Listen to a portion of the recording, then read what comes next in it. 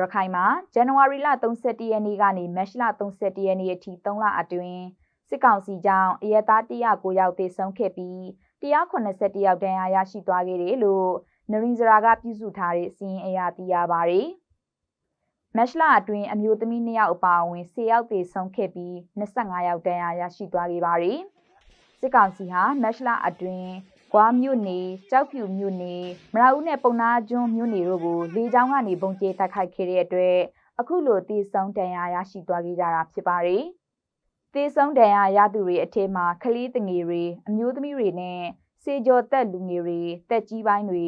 ရဟန်းတင်ငါတွေလည်းပါဝင်တာကိုတွေ့ရပါတယ်။ပြီးခဲ့တဲ့ဖေဖော်ဝါရီလကလည်းစစ်ကောင်စီကြောင့်အရက်သား14ယောက်သေဆုံးပြီး33ယောက်ဒဏ်ရာရရှိခဲ့တယ်လို့ဇန်နဝါရီလကလည်း85ယောက်သေဆုံးပြီး83ယောက်ဒဏ်ရာရရှိခဲ့ပါတယ်